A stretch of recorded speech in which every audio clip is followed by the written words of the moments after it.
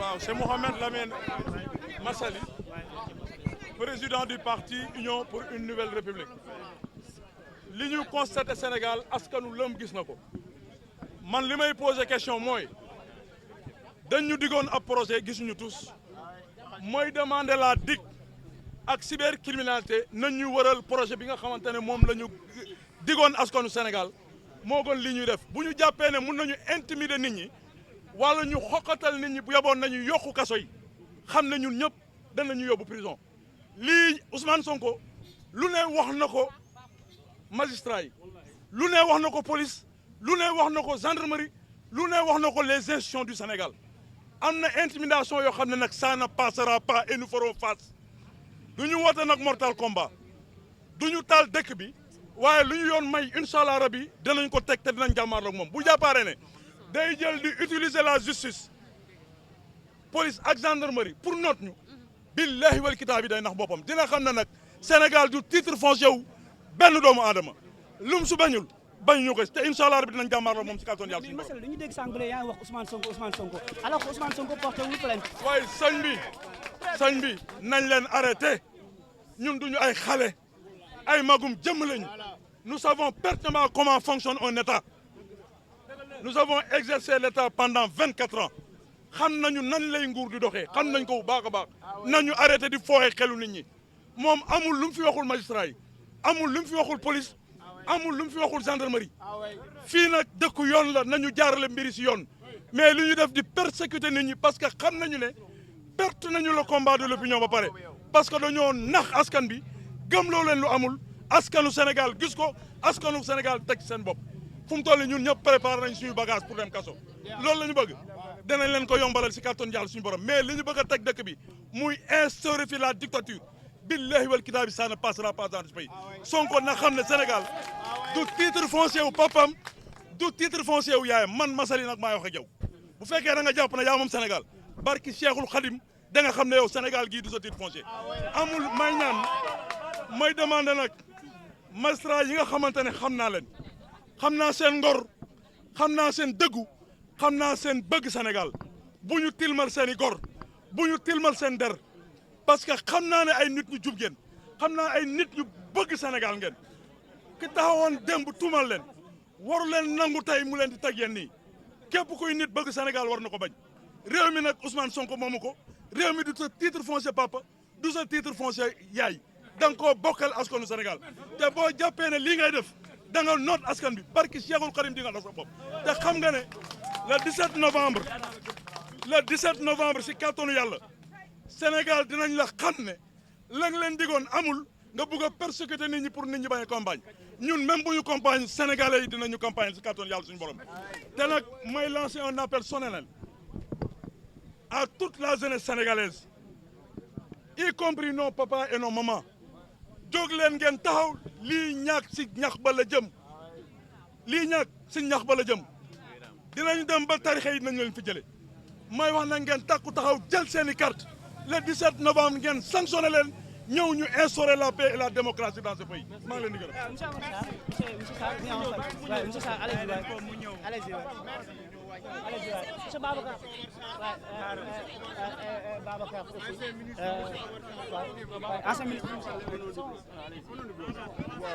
C'est bon, avancez tout mon père. Père, avancez un pas rek.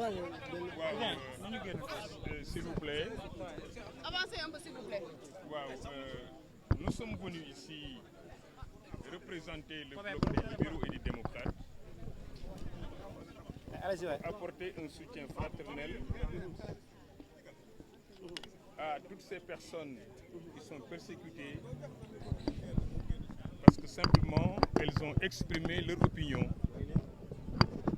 sur la marche du pays. Les libéraux et les démocrates qui pendant 40 ans se sont battus pour que le Sénégal soit ce pays respecté à travers le monde pour sa stabilité, pour la démocratie qui est une réalité, pour une pratique électorale affirmée, pour le respect des libertés, ces libéraux-là et ces démocrates-là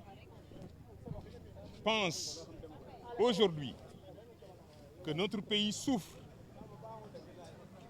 Il souffre parce que des populistes, à la tête desquels il y a un nommé Ousmane Sonko, sont arrivés au pouvoir par la manipulation des masses, par la propagande, et sont en train de bafouer et de mettre le coude sur j'allais dire le genou, sur tous les acquis démocratiques, sur les droits et libertés que le président Abdoulaye Wade et ses compagnons se sont évertués à arracher à la suite de longues luttes à des régimes qui étaient beaucoup plus difficiles à manœuvrer, à des dictatures qui étaient presque confirmées, pour qu'aujourd'hui nous assistions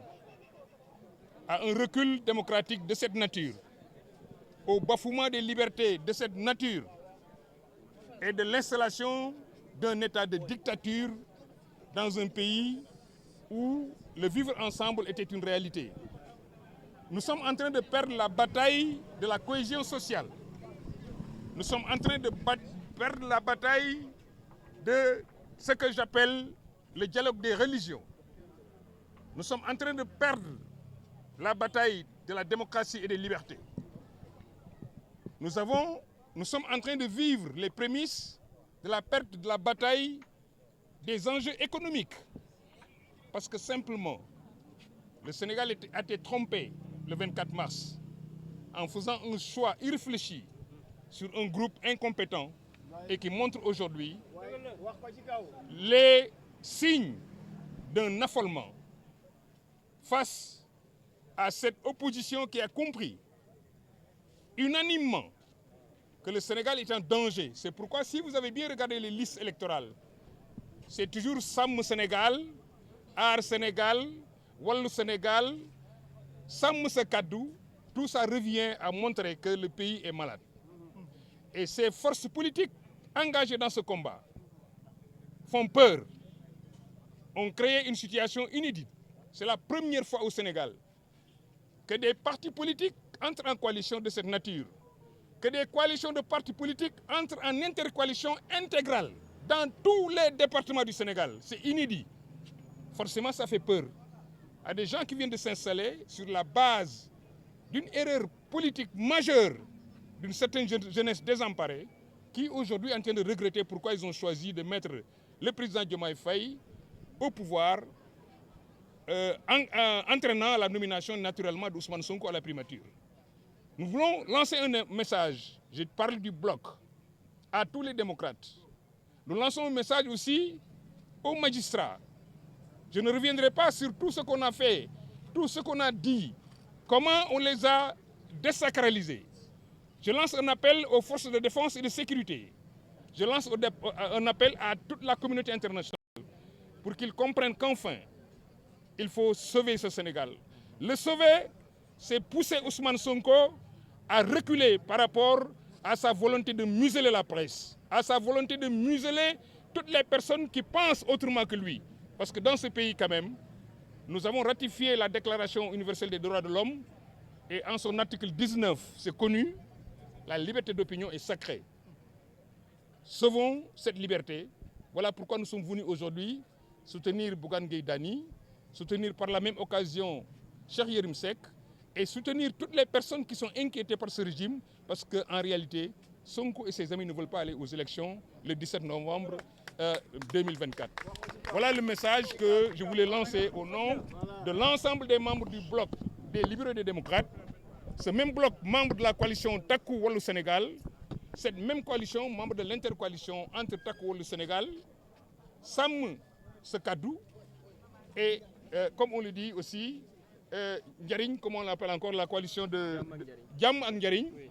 Toutes ces coalitions aujourd'hui pensent la même chose. La seule, j'allais dire, le seul parti ou le seul groupe de Sénégalais qui aujourd'hui est en face du Sénégal, c'est Pastef. Nous pensons qu'ils auront le courage de nous affronter le 17 novembre et Inch'Allah, quels que soient par ailleurs les comportements de l'administration qui est aux ordres. Ils seront battus et c'est évident. Parce que ceux qui sont investis, même en prison, vont jouer leur rôle parce que les populations sénégalaises ont compris en réalité que le changement est à notre portée pour que nous ayons des institutions équilibrées, pour que, comme le disait Ousmane Sonko, aucun pouvoir, aucun président ne devrait avoir une mainmise sur une Assemblée nationale. J'espère qu'il saura comprendre que les Sénégalais ont su son message, ils l'ont bien reçu et ils vont l'appliquer le 17 novembre, Inch'Allah. Merci beaucoup. Merci beaucoup. Ok, merci.